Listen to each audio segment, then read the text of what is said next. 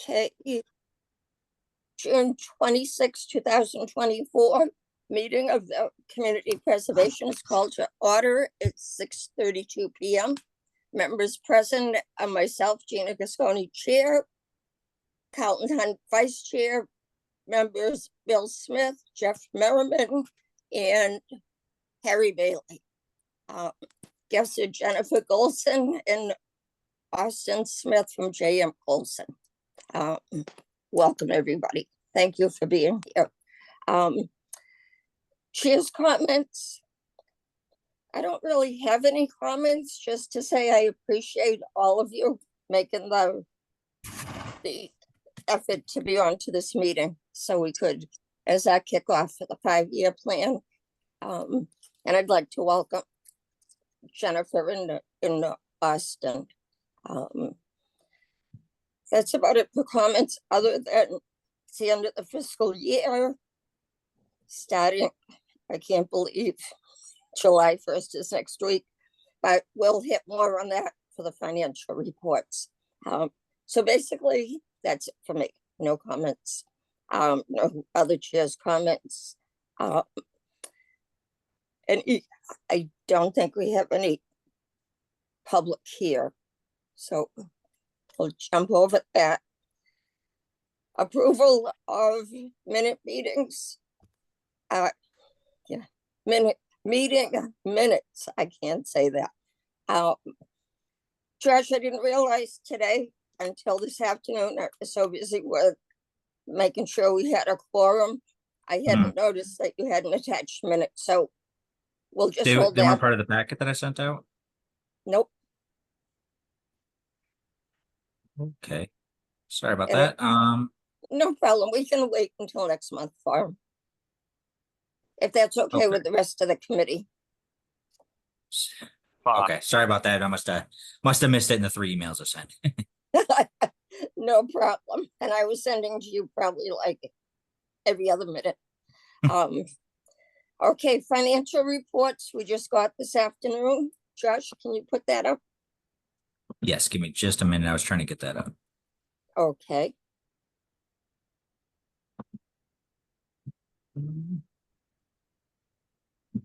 Jen and Austin, if you want, we can take your presentation out of order. If you'd like to stay for the meeting and hear updates for our projects, it's up to you.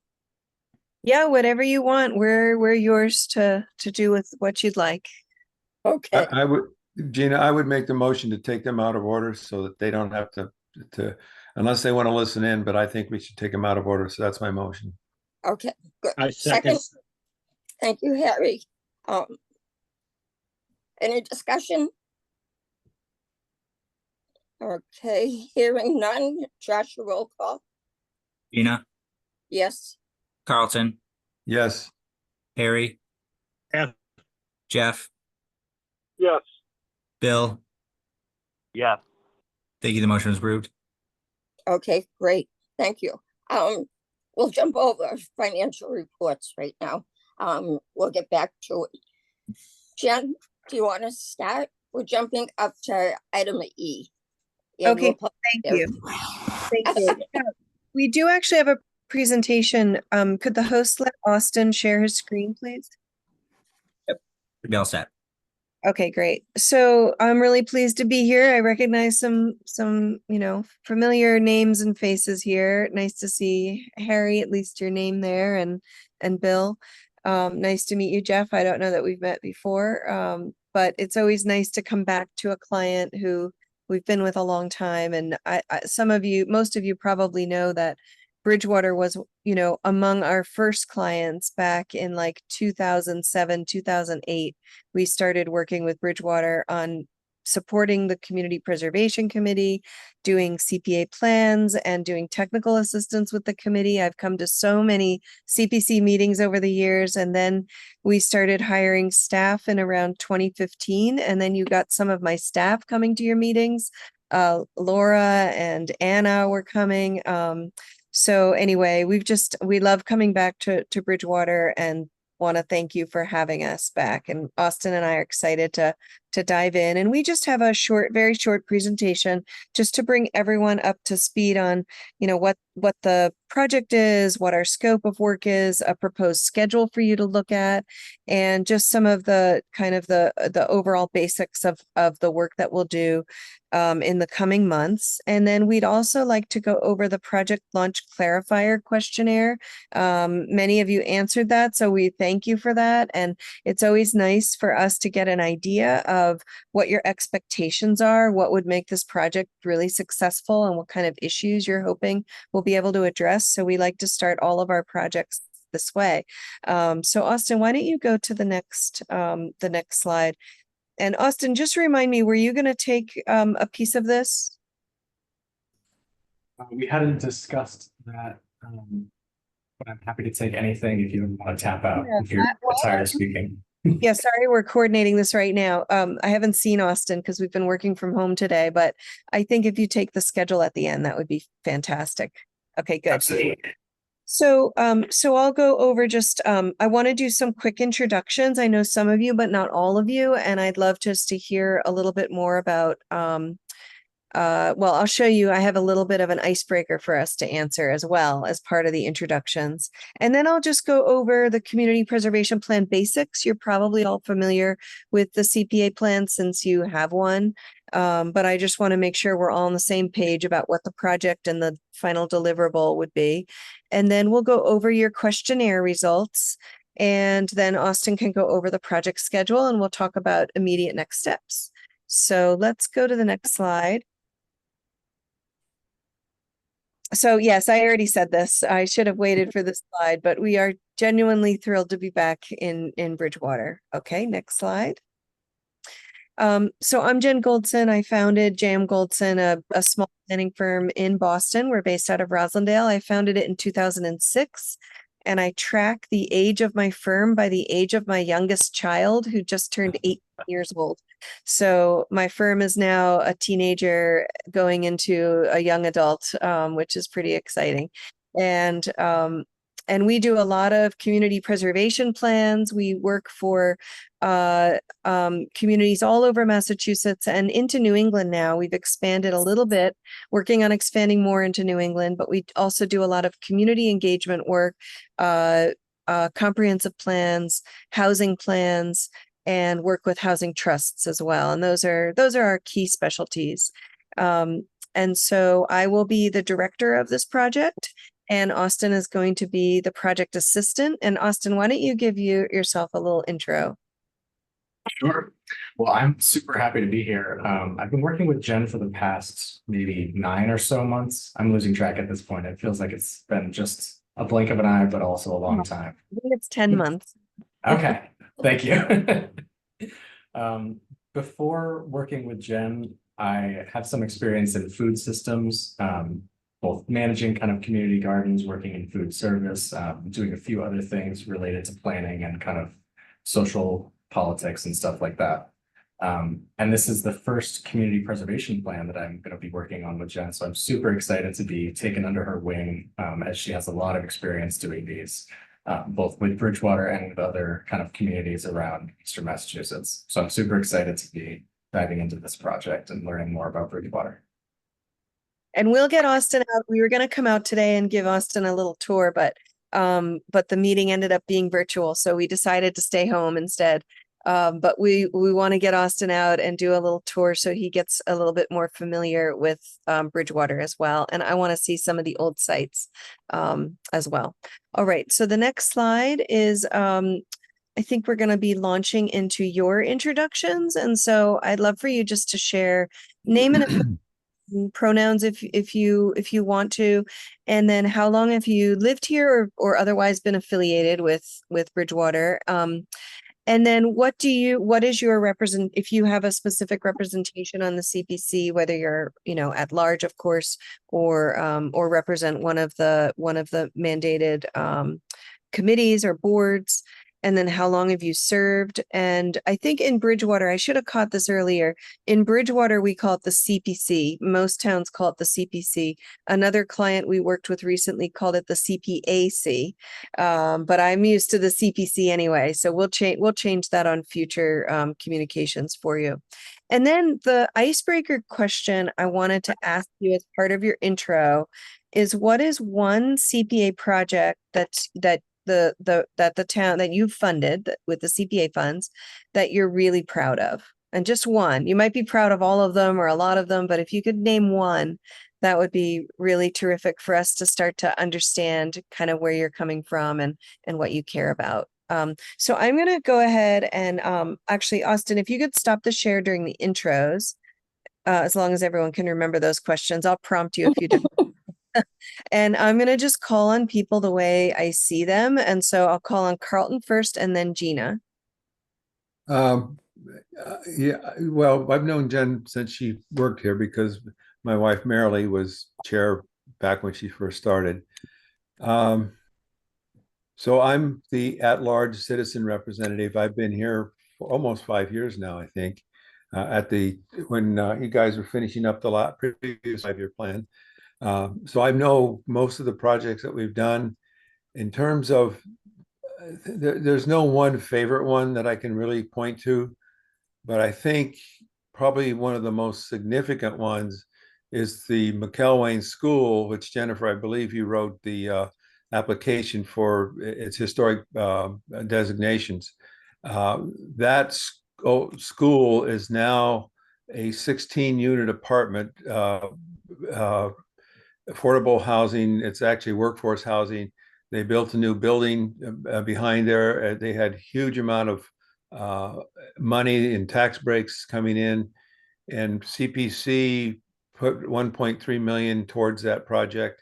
And that really enabled the whole project. So I think that's probably the one that's the one I think of first and foremost. And we also included in that 1.3 million, we included $135,000 that they built a public park, and they have a community room that people can access, that kind of thing. So that's the one I would speak to. But there are so many other ones, recent ones, that I sent the list in and I kept going and going. I think I put 5 things in it were my favorite ones. But I think that the McElwain School project is the highlight of the last 5 years. Thank you.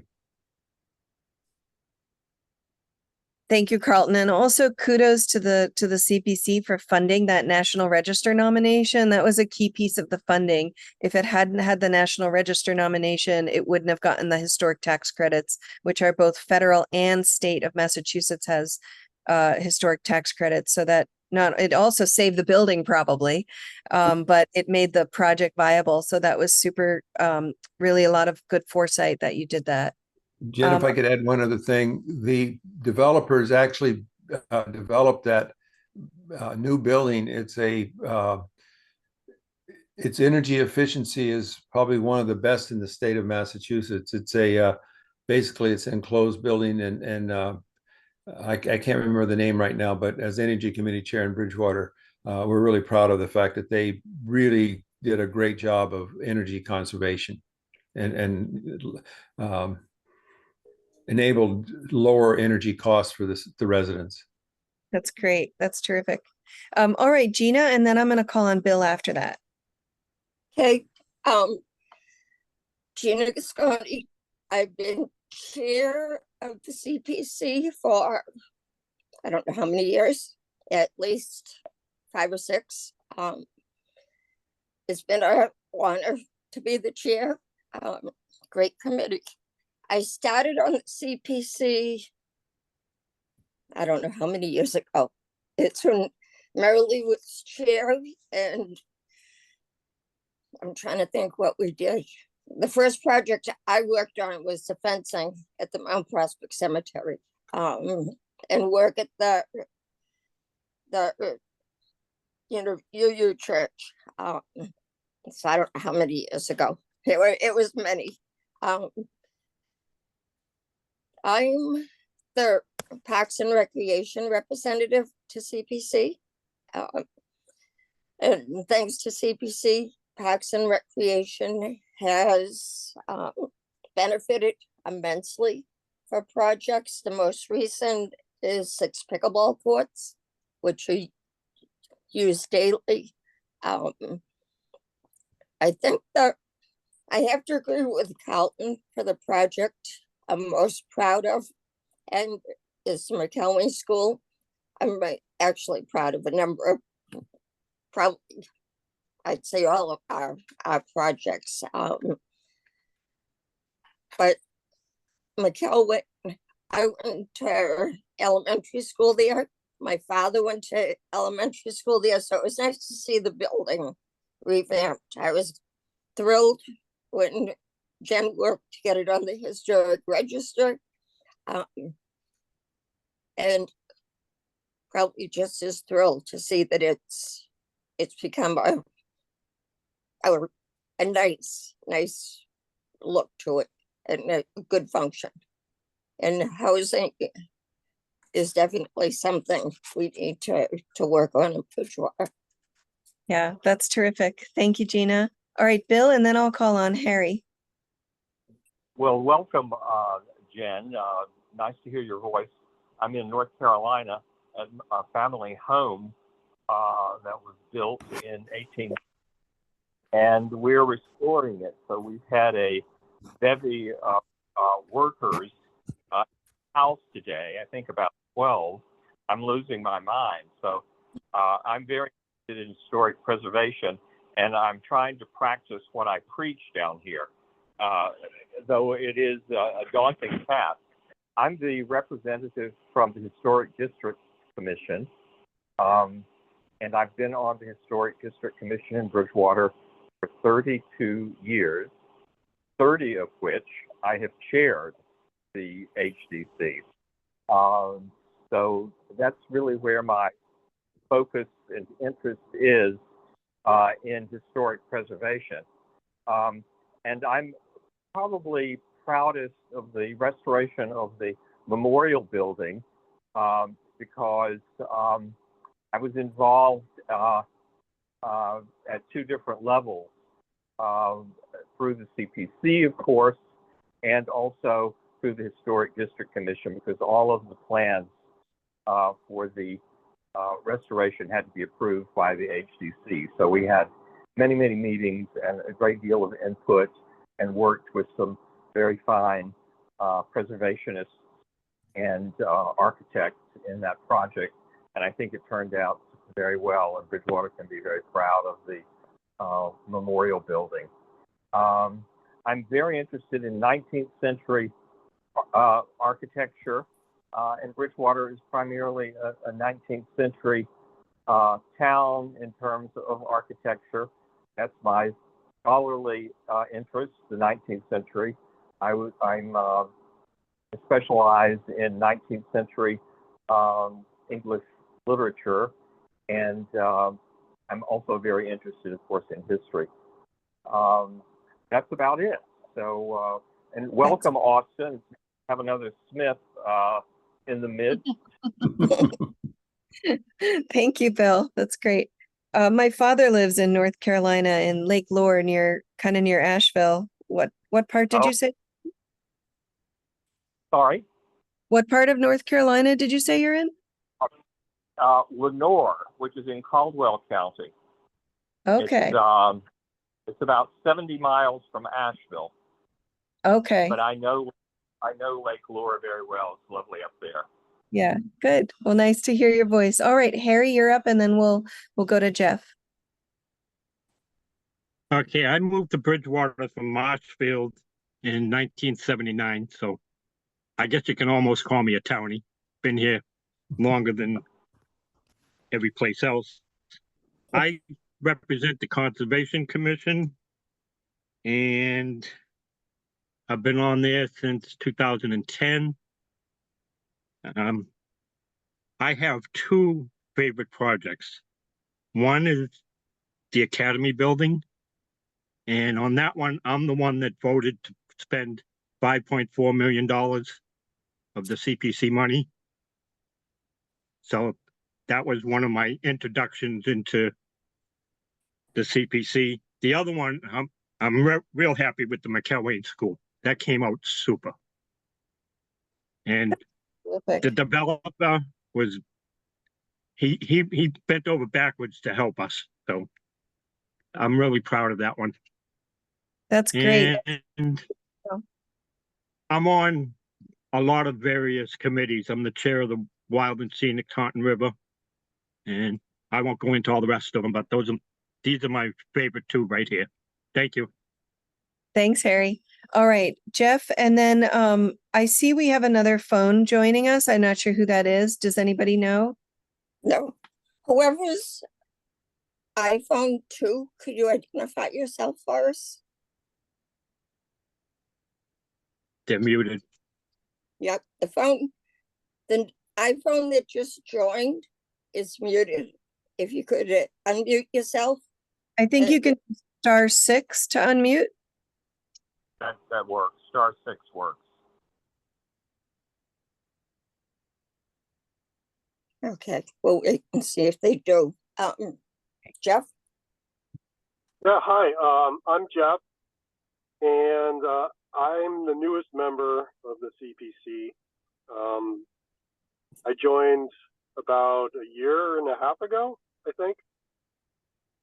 And that was via the Historical Commission, where I've been a member for just over 2 years.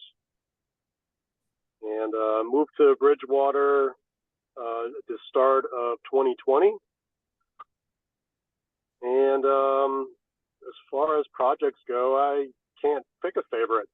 I love them all. Okay. Good answer. Oh, and now I see Janet's iPad just joined. Hi. Yeah, that was me. That was me on the phone. I was trying to watch the planning board and you at the same time, and it wasn't working, so I left the planning board. It's they can't have two meetings on the same night. So that was Tell me. us about it, because we've lost Pat Driscoll for the planning board tonight.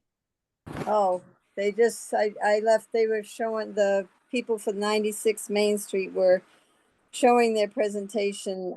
It's not a plan. They were just showing, they spent most of the time telling us about who they were. So, but they have plans to put a lot in that. And I personally think it's too many, but they didn't show the design of the buildings. They just showed how many townhouses they want to put in and the front and how costly it would be to renovate the home. They had no intention of restoring that home to begin with. They bought it with the intention of tearing it down. So, Jenny, Yes. I'm going to ask you to stay on, and you can comment in the next closing public comments. We're Sure. just hearing from, and I apologize for that. We're just trying to keep Jennifer and Austin. oh, on that's on fine, but track. that was me on the phone. Okay, great. Thank you so much. Just so Austin and Jen know, Janet is a Hanson. There's a project for their farm that's before the committee for action. And Janet is a public, and she attends a lot of meetings. So thank you, Janet. And there's a Ron Daniels who's joined us. We'd like to know who he is. Ron, can you unmute yourself? Can you hear me? Yes. Can you hear me? Who's that? It's actually Ron's wife, Laurie. Okay, hi, Laurie. Hi, Gina. How are you? Good, how are you? Good. Thanks Uh, for identifying yourself. Yes, it and took me thanks a for while to get joining on. us. It took me a while to get on because my Zoom needed to be upgraded. So I don't know if I missed out, but I had received the letter in the mail because I live on Winter Street. And it was sent from Silver Engineering Associates. Okay, do you mean to be on the planning board meeting tonight? It said, let me see here. Because we wouldn't have sent anything out for what, Okay, this was from the is the Bridgewater Subdivision Rules and Regulations Planning Board, and said we'll conduct a public hearing via Zoom. okay, that's meeting as we speak. It is. So you're on the community preservation meeting right now. But I believe you on the planning board. Right, so I wasn't, so did I log into the wrong meeting? Yes. Okay. No, they told me when I called, that Silva Engineering, they told me just to go onto the town's website to find the Zoom link. Right. And, yeah, so, So just do the same thing you did. Just go to the planning board. Yeah, and okay. Open their agenda for the link. okay. All right, sounds good. I probably missed it because it's supposed to have started at 6:30. Okay, but Pat expected that, the chair of Pat expected their meeting to go about at least 3 hours tonight. So you may not have. Oh, okay, all right. Well, sorry to interrupt your meeting, guys. Okay, thank you. All Okay, right, Jen, take care. back- Bye. you too, Laurie.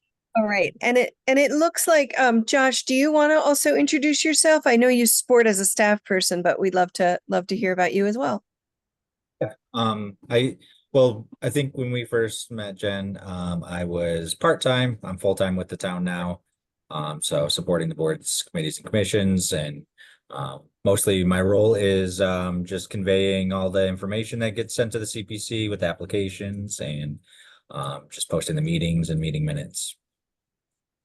Great. And so you support several boards and committees, is that right? Not- Most of them actually. Oh, Probably most? 3 or 4. Yeah. Okay. Busy person. Okay. Okay, good. All right. I think I got everyone. And it looks like there's, I'm trying to see, Pat Driscoll, I know you said is missing. I have Maureen, from Open Space and Stacy from Housing Authority. So are those the only 2 members that we're missing? Other than, Right. And Stacy I actually communicated with the director today too of Housing Authority because we haven't seen Stacy since last fall, and I'm pushing to get her replaced. got it. because Okay. It takes a spot. We also have an empty slot for the Housing Trust, and we're trying to work with that too with the town manager.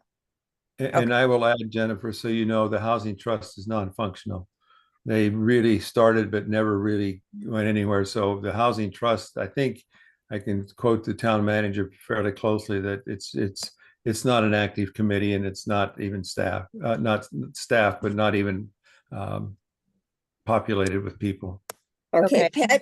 Pat told me, Pat Driscoll said the other day when I was talking about those 2 positions, the Housing Trust and Housing Authority.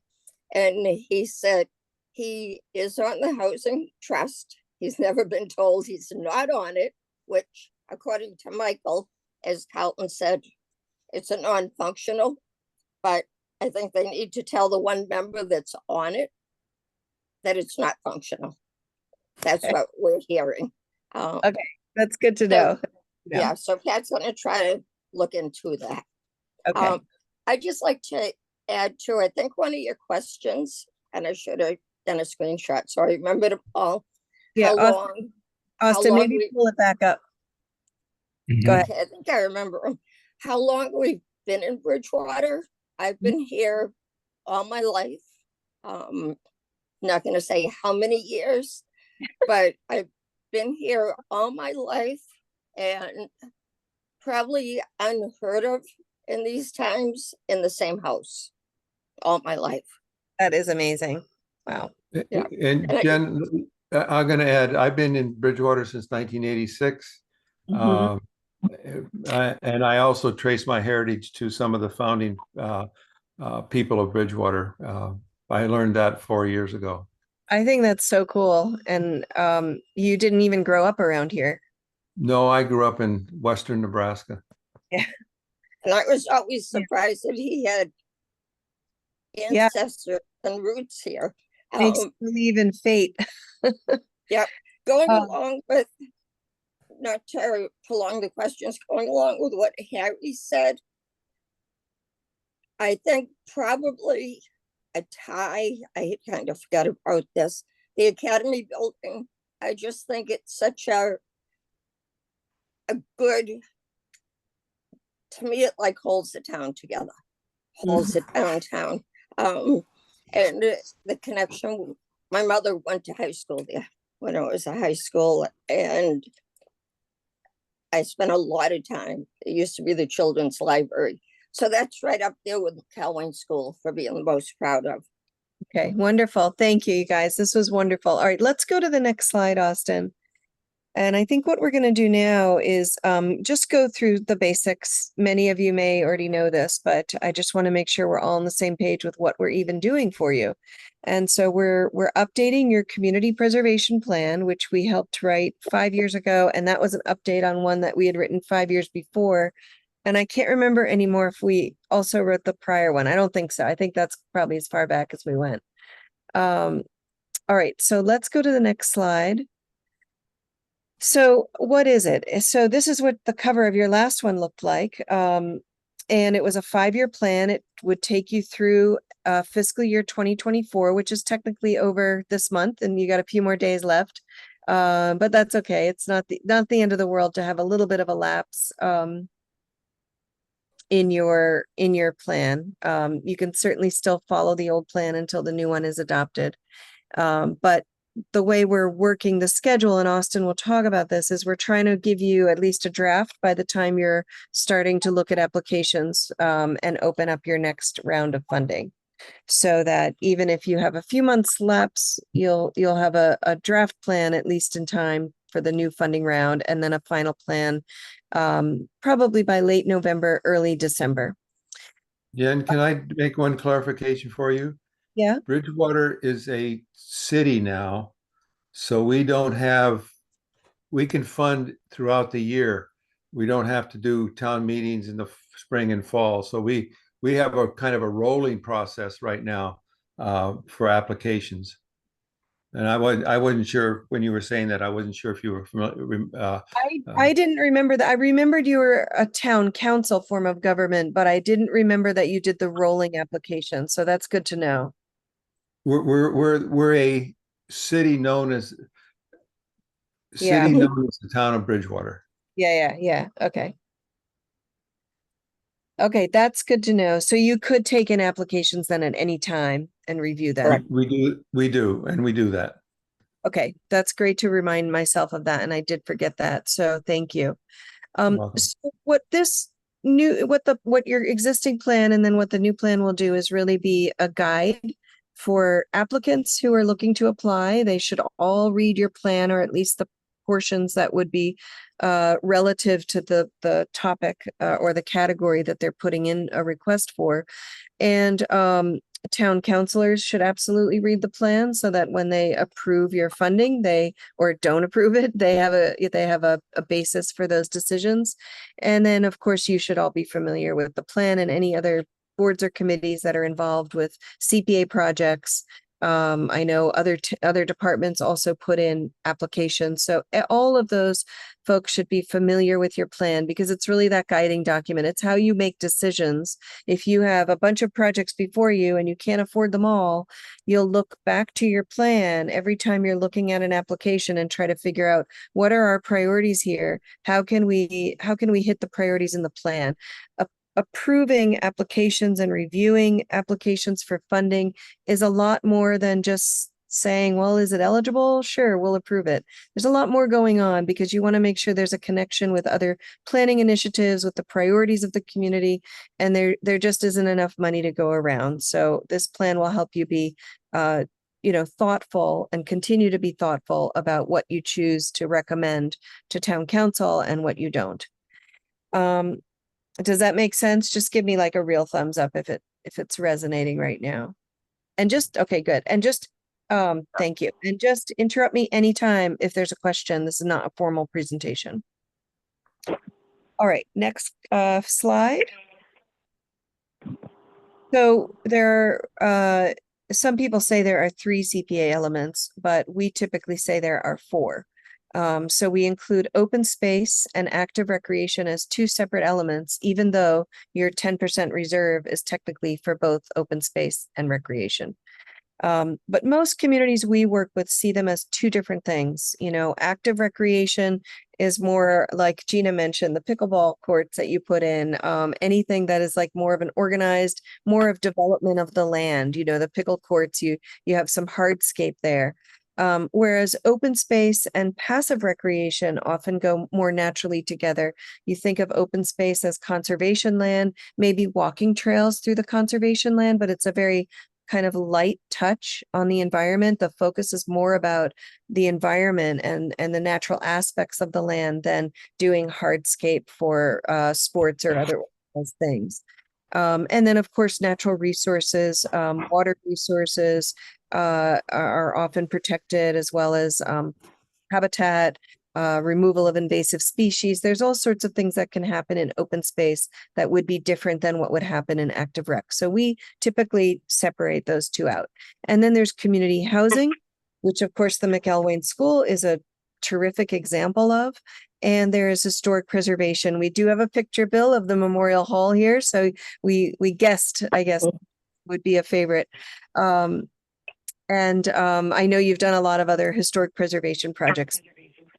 All right, so let's go to the next slide. So I just gave you super brief. I hope that's enough on the plan itself.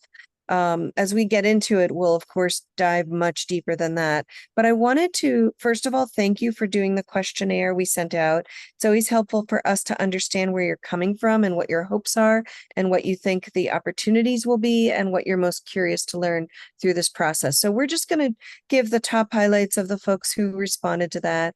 And then feel welcome to shout out anything else that perhaps you didn't get a chance to do the questionnaire, or you thought of something else in the meantime, and just shout out if there's something that's not on the list that you feel is also important. So let's go to the next one. The first one is, what were your hopes?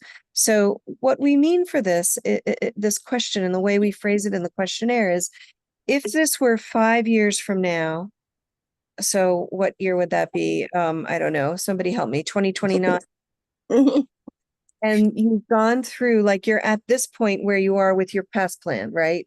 Let's pretend you're in the future 5 years from now, and this plan has come to the end of its horizon, and you look back and think, wow, I'm so proud of what we've done, and this plan really helped us do these amazing things.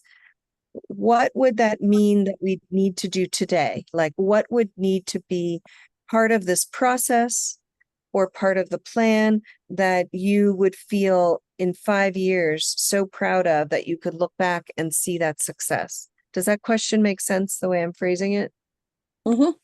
Okay, so what you said is that you want a plan that, of course, meets the basic criteria. We want it to be eligible, everything we talk about, we want it to be eligible, and then comes to fruition. So having priorities that actually can come to fruition, be funded, have stewards in the community that want to see it happen. Positive and enthusiastic input from citizens and from the committee. So really reaching out to the residents and community members and really getting their I love that. It's not just getting their input, it's getting positive and enthusiastic input. So whoever wrote that, I thought that was very, very well put. Prioritizing open space acquisitions and recreation. And someone mentioned a specific project at Jenny Leonard Park, and then supporting historic restoration, including at the townhouse. And then continuing to address affordable housing. Are there any other hopes that you don't see on here? So something new that you think you'd like to add to this list?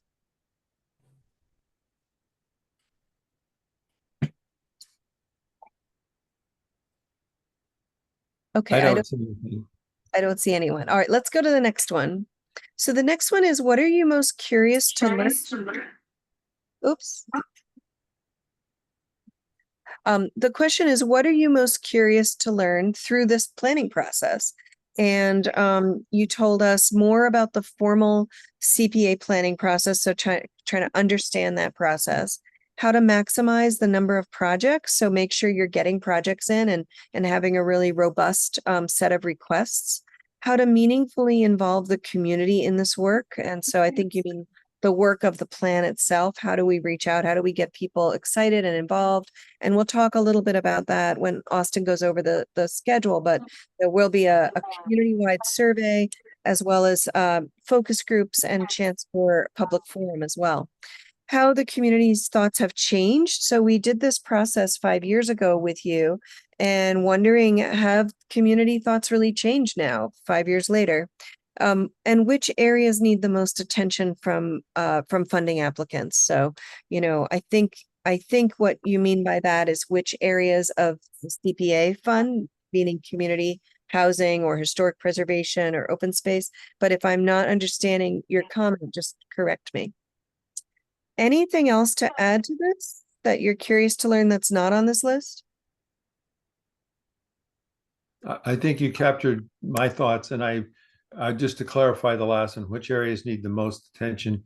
Again, we've had one housing projects in the history of CPA in Bridgewater, and housing crisis is a critical issue in Massachusetts. So I personally think we need to spend some time thinking about that more. Great. Okay. Thank you for clarifying that. That's really helpful. All right, let's go on to the next one.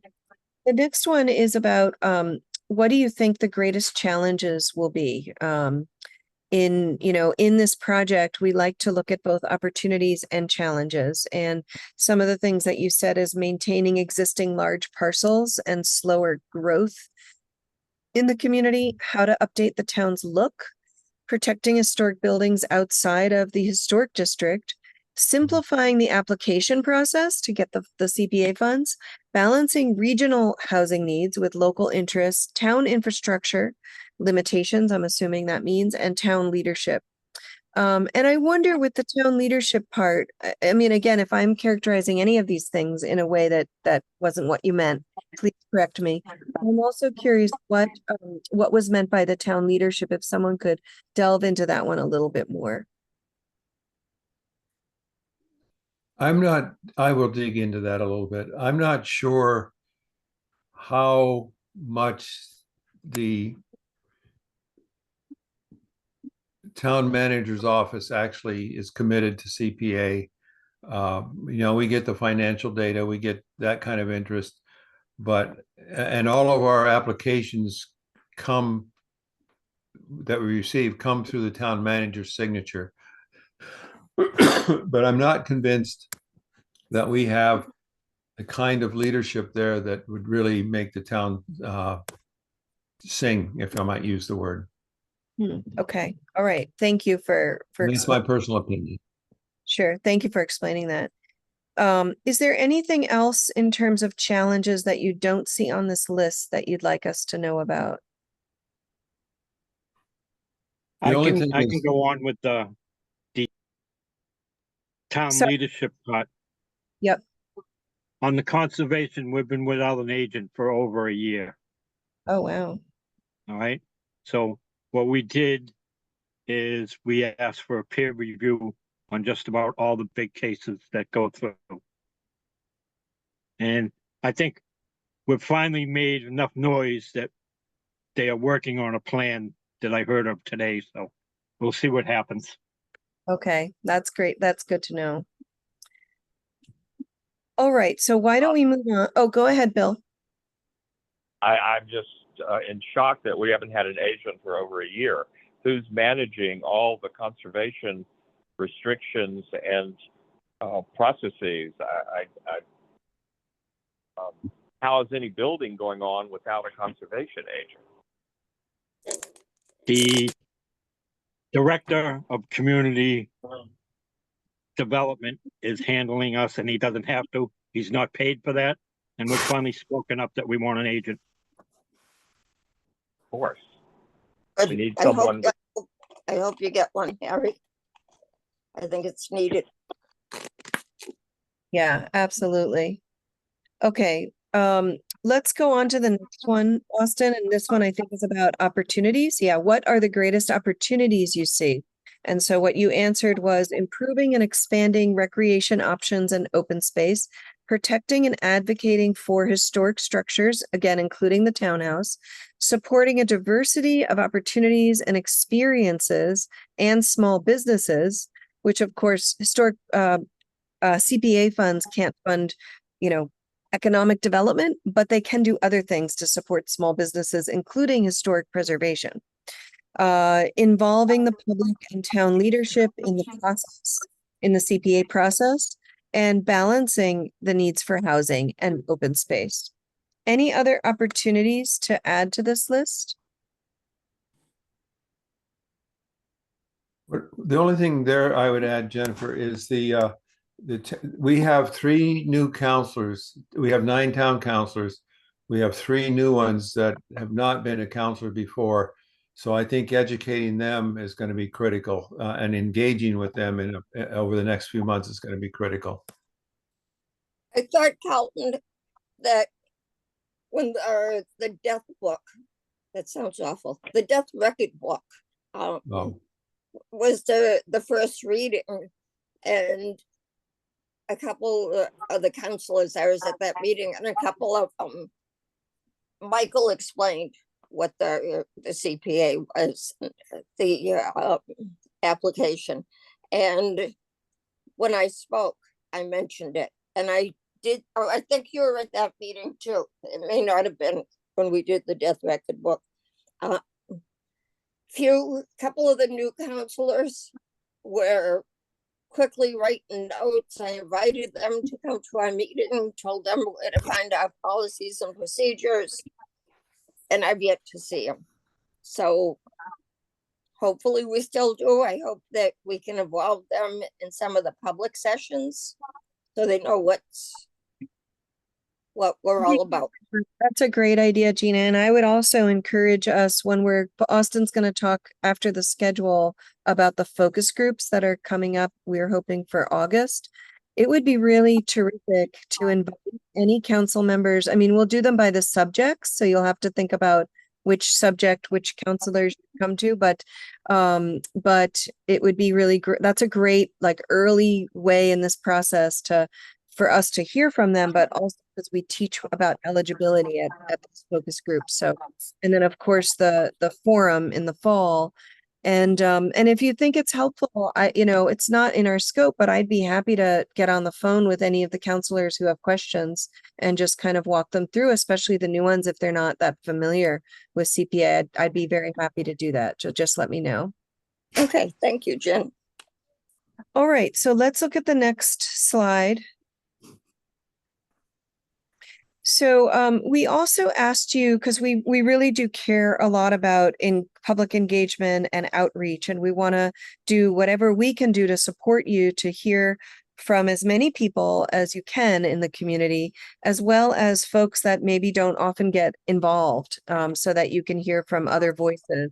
And one of the things we really like to do is just start out asking you what communities within your, what subsets of your community, I should say, do you think would be great conduits to reach out to and to filter outreach through so that we can reach as many people as possible?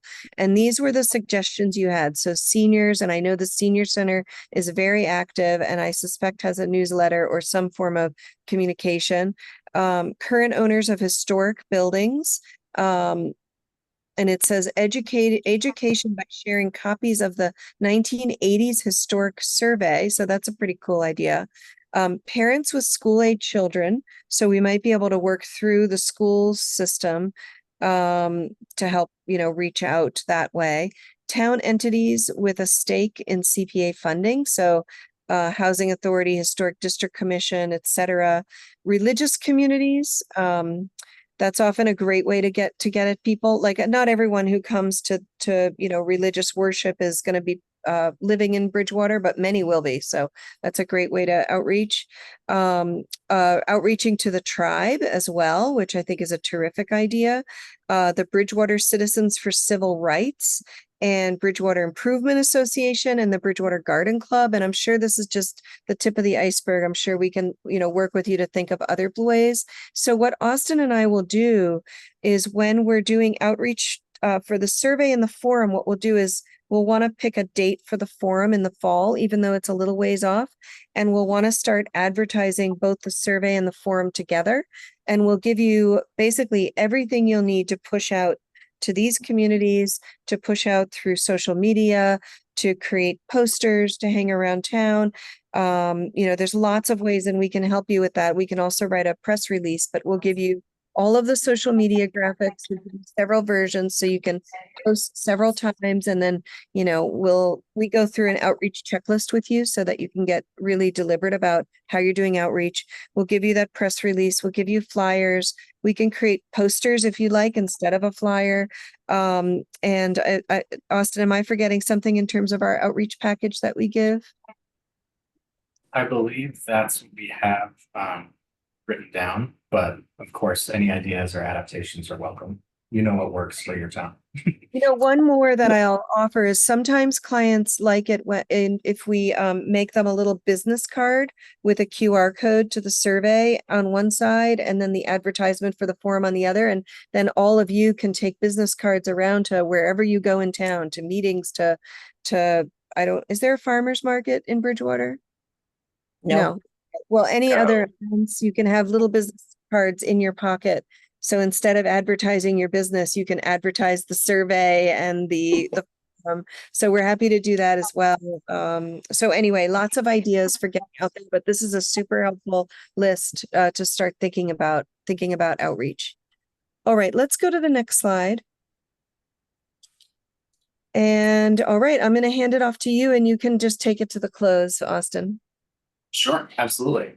So for the project schedule that we've tentatively put together based on where your meetings are scheduled and where we think it would be best to hold some of the engagement activities, this is what we've come up with. So the first row is internal check-ins. That's where we have a meeting with Gina to chat about how the project is going, see what's coming up, see what's happened in the past few weeks, and make sure that we're all on the same page about the work moving forward. Those are just scheduled a week before of each committee meeting so that we know basically what's going on and we're all on the same page. The community survey, we have planned to kind of open on the very last week of July here and close in the second or third week of August. So we'll be preparing that through the early half of July. We'll present it to you all at a meeting on the 24th of July. And then revise it based on any comments that you have. Then it'll be open. We'll quickly provide a summary and get it to your packet before the next meeting. So that should be that for the survey. For the community forum, we're hoping to hold it in the first week of September. We think that's a good time because everyone's kind of back from summer vacation. People are kind of picking back up with their schedule after the summer, and people are more likely to be around for an in-person event. So we'll be doing the outreach for that probably around the time of the survey, or like Jen said, even beforehand, to advertise that it will be available. If people aren't filling out the survey, they can come to an in-person event. Hopefully they do both, of course. So we'll be preparing for that just after we close the survey. And then we'll do a summary of that public forum for your packet for the meeting on September 25th. For the focus groups, we have a few dates available that Jen and I can attend. The 5th, the 8th, and the 22nd of August, we have available to do in person. And for virtual days, we have the 6th and the 21st of August. So these, depending on what days work for which funding categories, we're open to some suggestions there. But we'll start preparing for that fairly soon with invites, registration, and preparation. So we will be looking for some names of people to know who to invite for which funding category as well. And for other pieces of the plan that are going to be necessary for the final deliverable, we're going to be creating some fact sheets and maps to update those from the last plan. We'll create those, present drafts to you in the next meeting on July 24th, and then revise them before the meeting on August 28th. And we'll also pull together an update of the history and eligibility section of the community preservation plan. So that takes us through the kind of first bulk half of this process. Austin, before you go to the next page, can I just clarify one thing? So under the focus groups, we can do 4. It will be 1 for each category. And if you want us to do them all in person, or all virtual, or some mix, it's up to you how you want to do it, but we can do more than one on one date. You know, they're usually about an hour and 15 minutes. You know, the longest will go is an hour and a half. So we can do them back to back. So if you want us to do 2 on the 5th and 2 on the 8th, we could do all 4 on the 5th and the 8th. So I just wanted to clarify that, but we just wanted to give you both in-person and virtual options, depending on how you wanted to handle that. So I just wanted to put that out there, and we can talk. We have a slide just about the focus groups in a few minutes, but I just want to clarify that one thing. And I think it goes without saying that the in-person dates that were available, we can also do virtually. So any questions on this part of the schedule so far? This is really the meat of all of the engagement stuff. All right. So the second half of the schedule through December is where we really take everything that we heard from that engagement process, from the community survey, the public forum, and the focus groups, and we really work with you all to iron out the vision, the principles, and the priorities of the community preservation plan. So we'll draft that once we have those together from the meeting in September, and we'll have a draft of the plan for the meeting on October 24th. We'll then take all of your comments that you provide and do a revision of the plan for your meeting in November, and then do one more final revision based on your comments. So this is a timeline that's kind of aiming to get it done by the end of the calendar year. So you can minimize the time that you don't have a formal plan. But of course, you can be using the last one while we're in the interim. Yeah, and in terms of our method, so when we say drafting the plan, our thought is that we don't need to start from scratch, right? Because you have this plan. So we'll take we have the Word document as well, because we made the plan for you. So we'll start with that plan and look how to revise it, rather than, we'll obviously update all the numbers, update the funding, update the projects, update those profiles if anything's changed, like the housing one certainly will update. Anything new in open space or historic, we can update those as well. And we'll probably put it in just a different format. We just have a different look to our work now, which I think it's been an improvement. We've focused a lot on graphic design and whatnot. So you'll see it will look different, but we'll start with the same words and look at revising those, if that makes sense to everybody. It does, Jen. I just have one thing to add here. November 27th, we run into this every year for our meetings, is the night before Thanksgiving. And we the committee tends to not want to meet that night. So we end up jumping into the first week in December. So you might want to make that adjustment. Or you might want to wait until we get closer to it and the committee decides. But most people, they're either traveling or they're getting ready for Thanksgiving. So they always opt not to meet that night. Yeah, and now that you point that out, Gina, I am not even around on the 27th because I'll be in New Jersey at my mom's. So maybe we could just move it to that week in December now, unless the committee wants some time to think about that. I think we've got time to adjust that, so we don't have to necessarily do it tonight. Right. What I'm going to do is I'm going to hold December 4th. I know it sounds crazy, but things are already starting to fill up in my calendar. So I want to just make sure to hold the December 4th for you.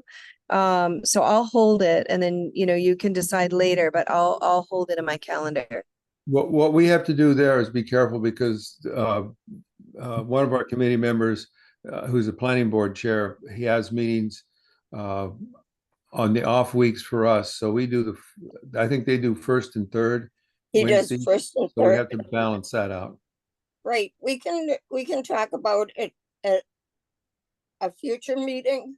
We can, looking at the calendar, we can always go back a week too, to the 20th as opposed to the 27th. But if you go back to the 20th, you're on top of the planning board. So yeah, we just have to consider the planning board. Yeah, we'll talk about that. Okay.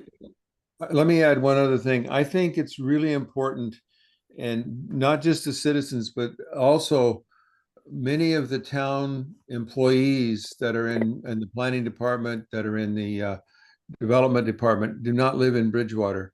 But I think it's really critical to get their opinions as to all of these things. The rec department, we need to engage those committees themselves in these outreach programs, and the staff, the professional staff.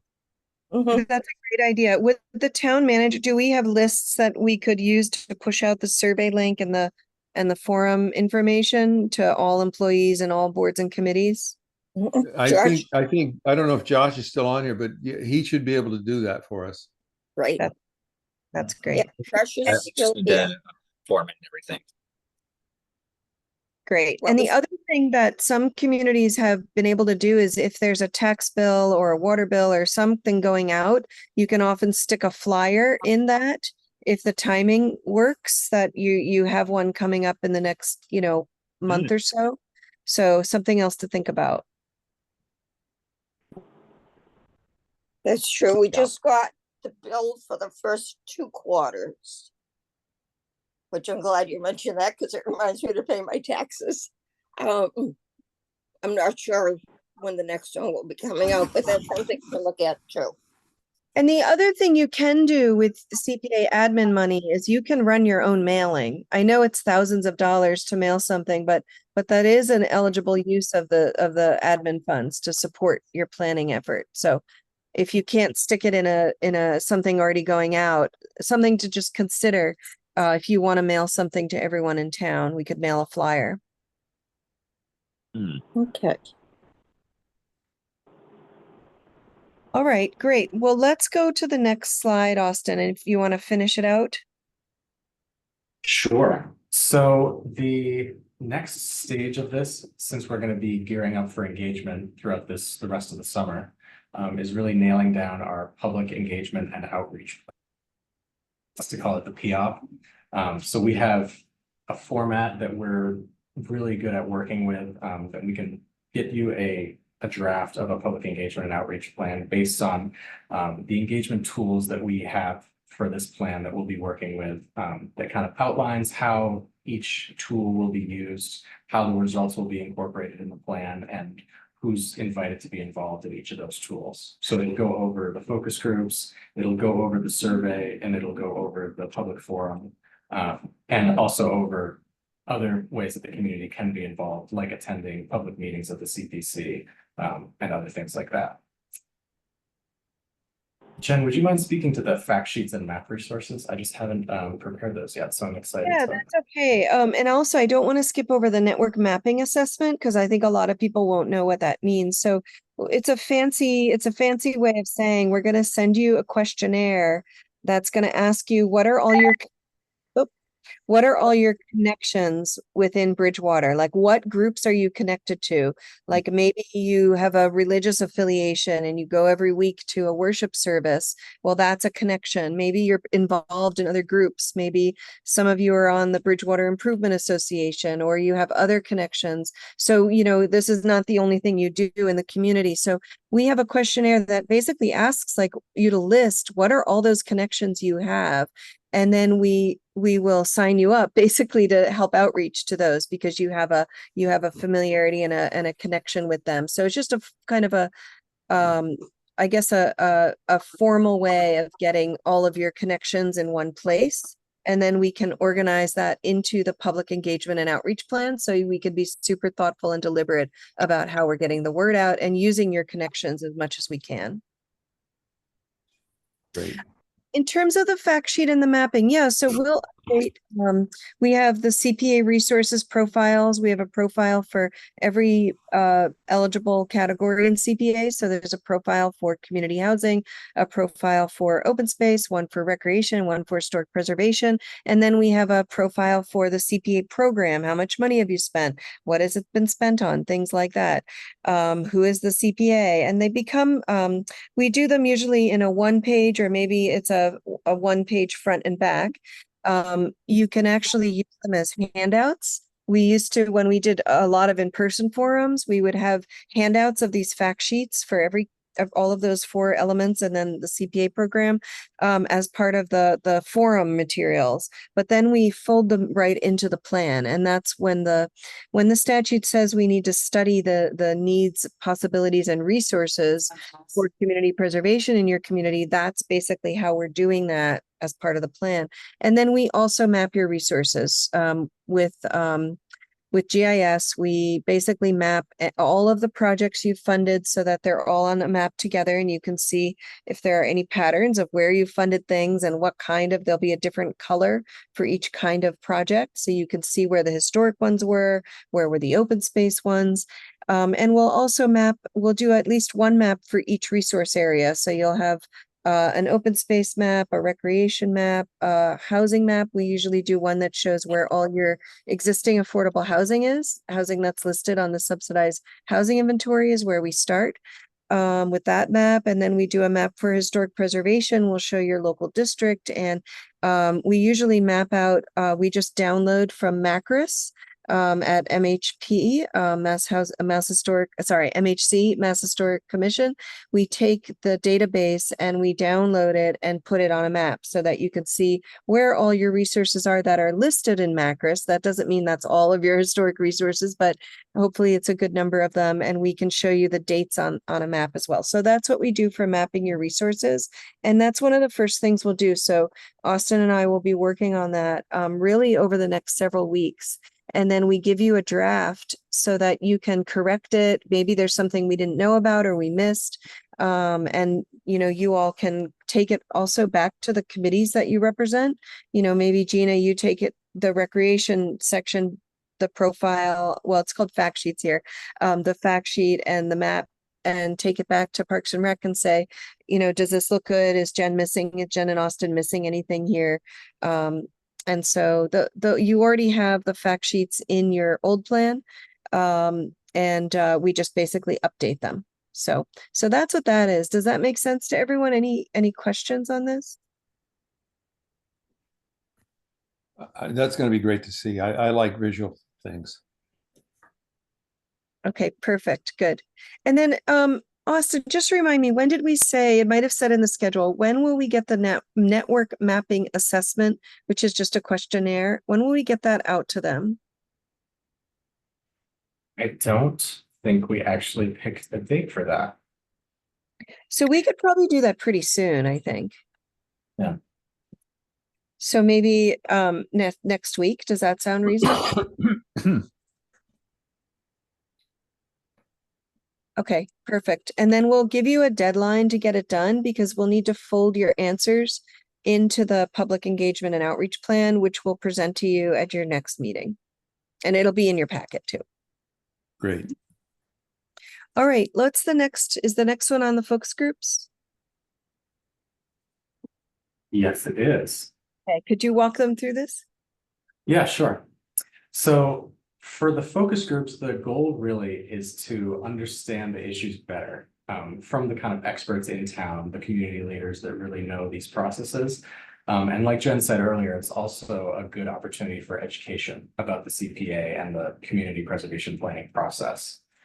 So this is really both an information sharing and an information gathering opportunity for me and Jen to share information about how this works, what funding is available, and then collect information from people in the community. So we're going to be looking for people to invite. This is where you come in. We're looking for other board and committee members, department managers, other people who are knowledgeable at historic preservation. They don't have to work down or be on a formal committee, but as long as they're a kind of community leader that knows about these kind of things, chat with them and get their ear. So we're going to really look for this list sooner rather than later, so that we can issue invitations well in advance of when those focus groups will be held, so that people can get it in their calendar, they can get ready for it, and we can make sure that we've got a good number of people that are able to attend.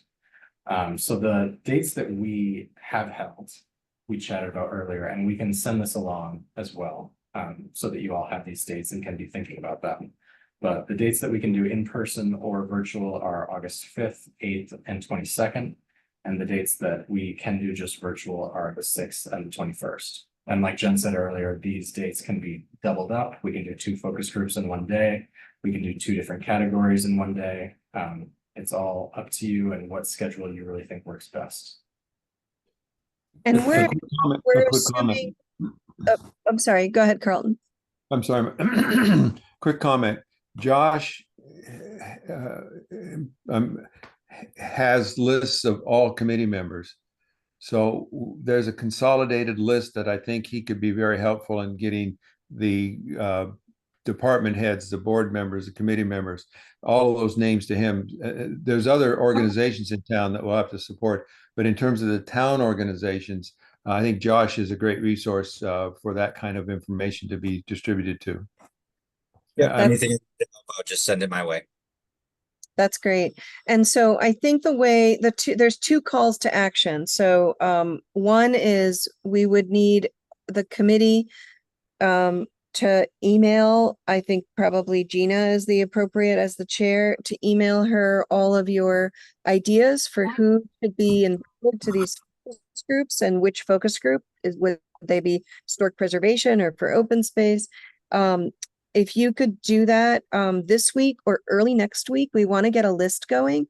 And then and then Gina, you can email me and Austin and Gina, but I just want to make sure that you're really, Gina's included in all of these communications. But we'll create, if you send us the names, we can create, and their affiliations. And if you know their contact information, that's really helpful too. And just send that to Gina and then me and Austin if you want to copy us, and we'll put together a list of all the names and then send it back to Gina. And I think if you can give Gina kind of the authority to confirm that list, then we can start sending out those invites in early July. It's good to have 3 weeks is really the minimum. We really want 4 weeks if possible, which is right around the corner, depending on which dates you pick. And so we want to get this list going so that we can invite people. It's summer months.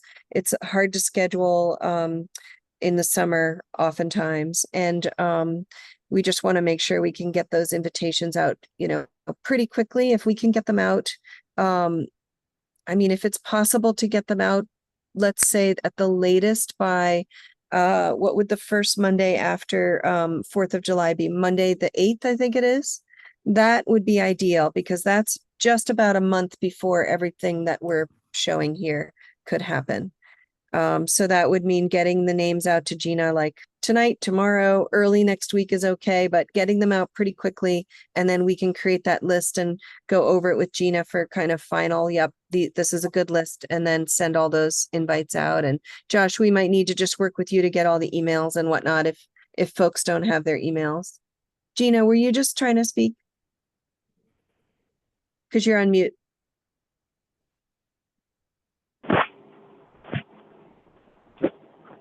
You're still on mute, Gina.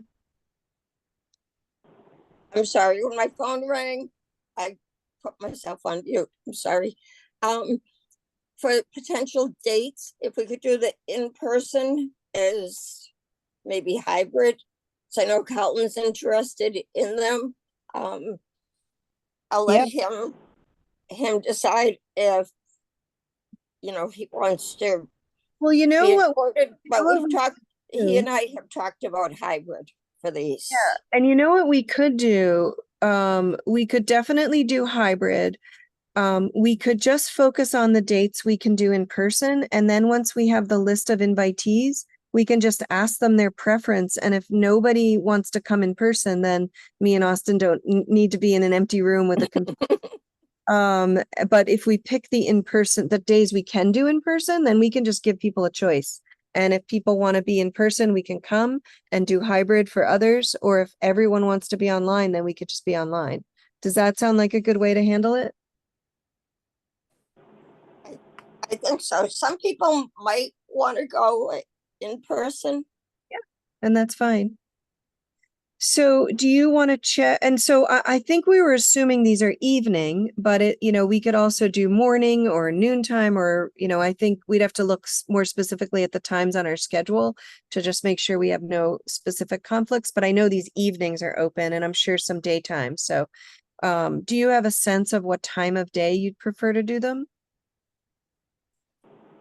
I'd say for myself, just about any time except for Tuesday afternoons, but I'm not sure if any of those are Tuesdays.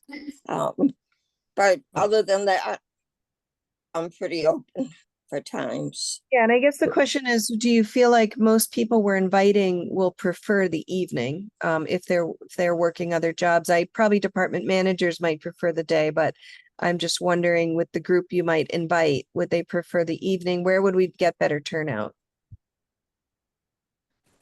I think from a department, professional staff, you need to think about daytime.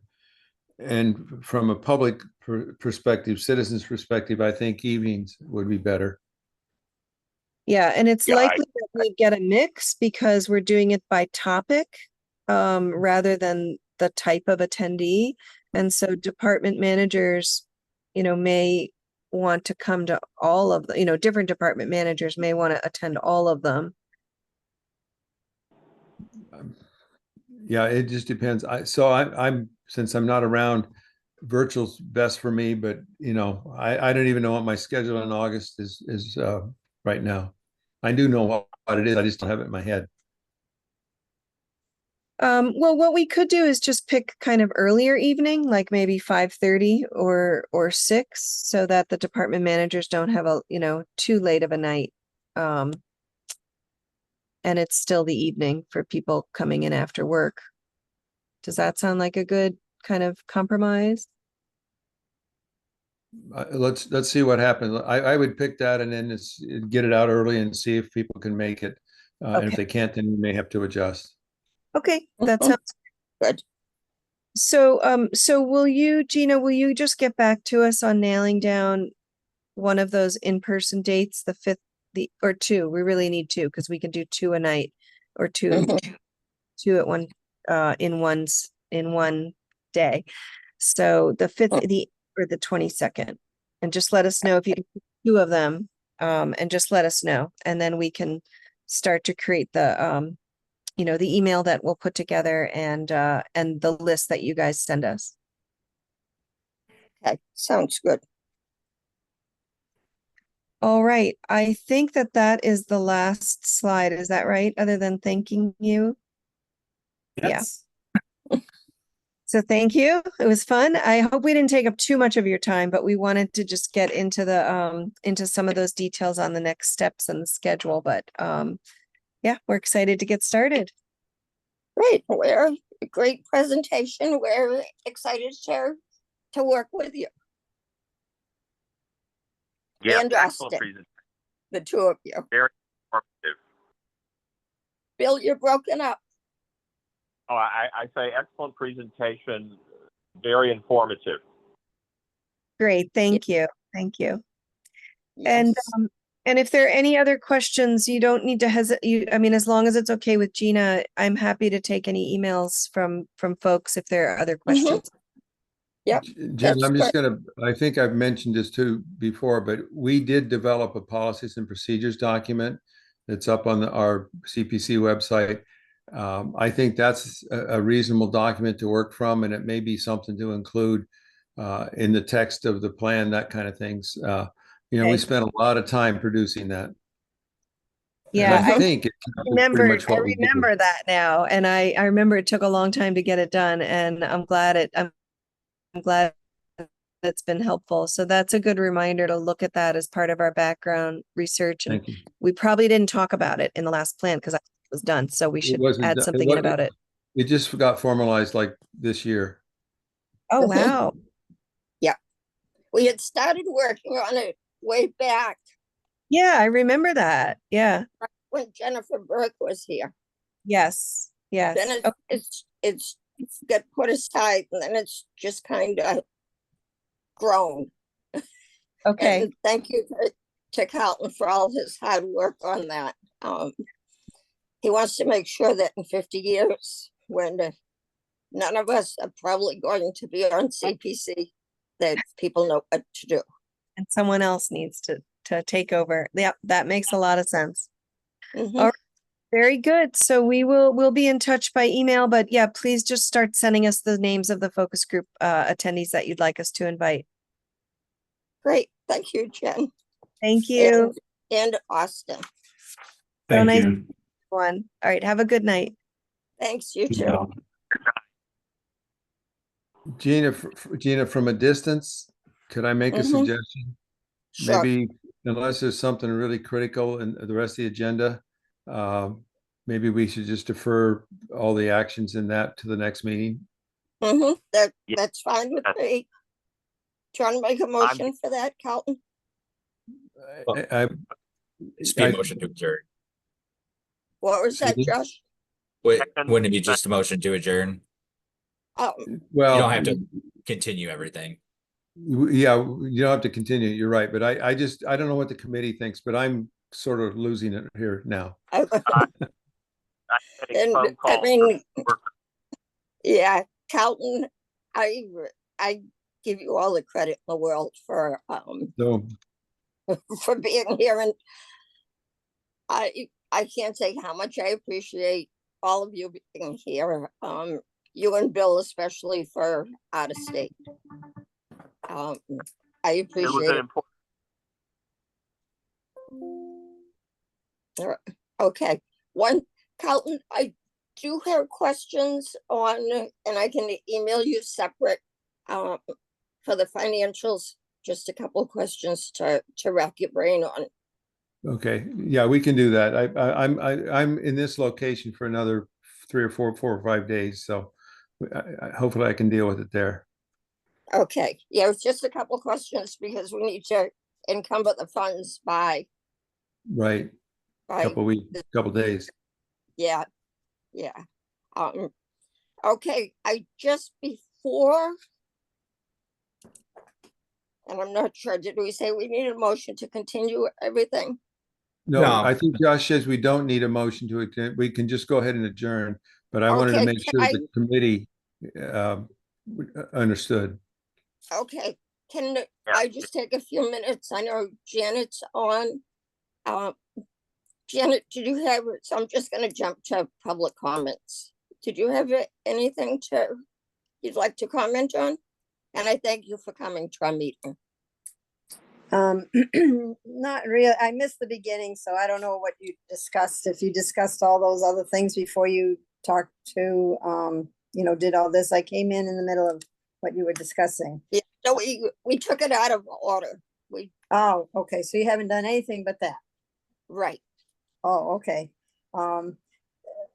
No, I don't have many comments. As a citizen, I heard some of the comments that she made about doing a QR code, and I am a type that I don't like to use them, and there's a lot of people that can't use them, so just keep that in mind. If that's how they were supposed to go to a survey or something. Not everybody can go on that.